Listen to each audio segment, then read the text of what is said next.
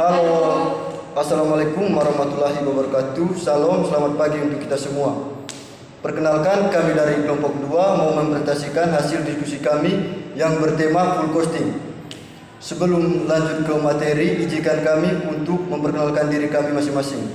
Perkenalkan, nama saya Bartolomeus Sugianto Baos, NIM 20331111145.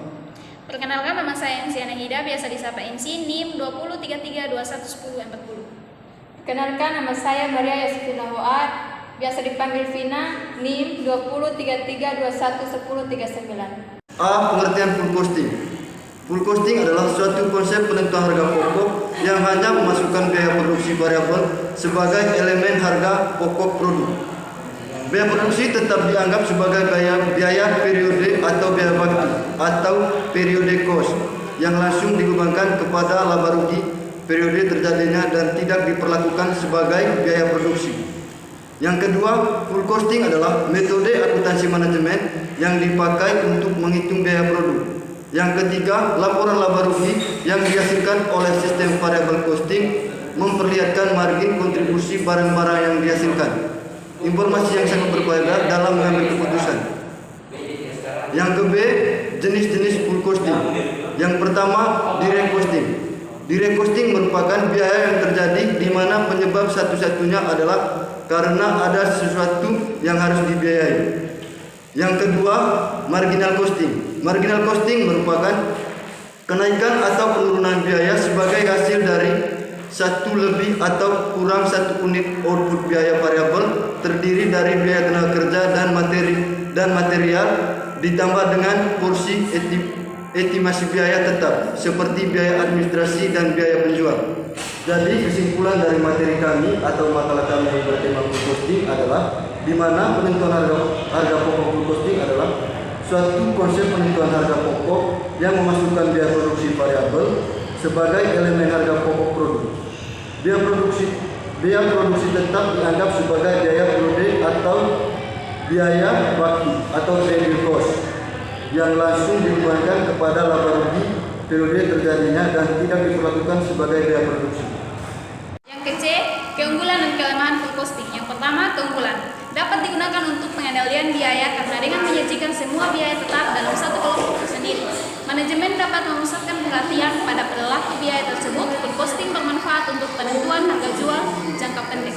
Kelemahan, pemisahan biaya-biaya ke dalam biaya variabel tetap sebenarnya sulit dilaksanakan karena jarang sekali suatu biaya benar-benar variabel atau benar-benar tetap. D. Tujuan penentuan harga pokok full costing.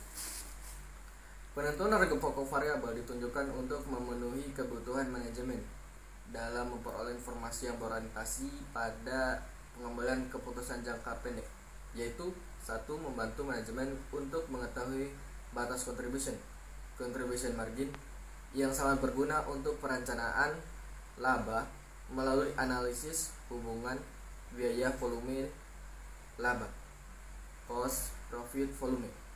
Dan untuk pengambilan keputusan decision making yang berhubungan dengan kebijaksanaan manajemen jangka pendek. 2. Memudahkan manajemen dalam mengendalikan kondisi-kondisi operasional yang sedang berjalan serta menetapkan penilaian yang pertanggungjawabkan kepada departemen atau divisi tertentu dalam perusahaan.